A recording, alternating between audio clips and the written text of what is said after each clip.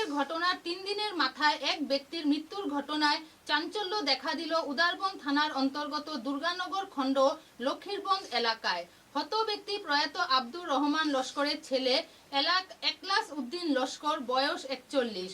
ঘটনার বিবরণ দিতে গিয়ে একলাসের বাড়ির লোকেরা জানান, গত সোমবার সন্ধ্যা 6টা নাগাদ কোনো একটি বিষয় নিয়ে উদারবন বাজারে শফিকুর রহমান বরভূঁইয়ার সঙ্গে একলাসের বিবাদ হয়। এ সময় একলাসকে মারধর করা হলে সে কোনো ক্রমে তাদের হাত থেকে পালিয়ে বাড়িতে আসতে সক্ষম হয়। এখানে শেষ নয়, ঘটনার পর শফিকুর রহমানের তরফে একলাসের বিরুদ্ধে উদারবন থানায় এক মামলা ও দায়ের করা হয়।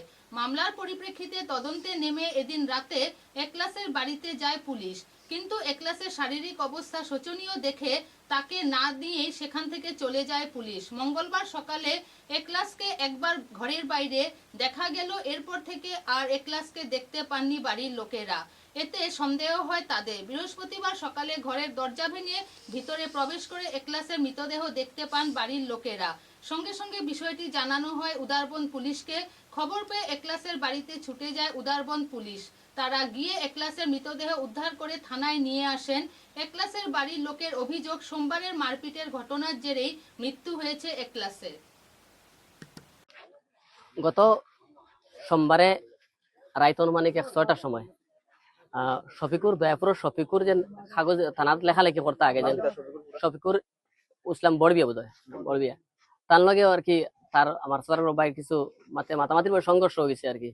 তাই মানে তার বাজার উদারবন বাজারের একলাসউদ্দিন লস্কর তারে উদারবন বাজারের ভিতরে আর কি, বাজারের মানে মাছাটির মধ্যে আর কি মাসালা যারা মাছ বিক্রি করেন তারার লগে আর কি, তারা কইতে হয় তোমরা বাজারের মাঝে ঝগড়া কর ডাকি, তার লাগে তারা অত বেশি মারছন আর কি, খুব বেশি মারছন।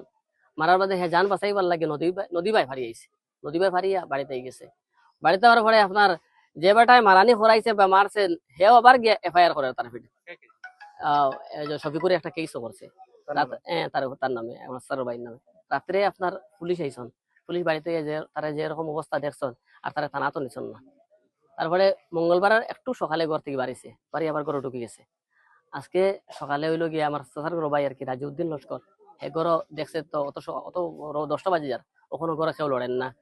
দরজা খুলিয়া দুর্জবস্তি করে দরজা খুলিয়া দেখছে ভিতরে মারা গেছে। ওই যে গুরুতর মারা মারছন, এই মারার কারণে আজকে মারা গেছে।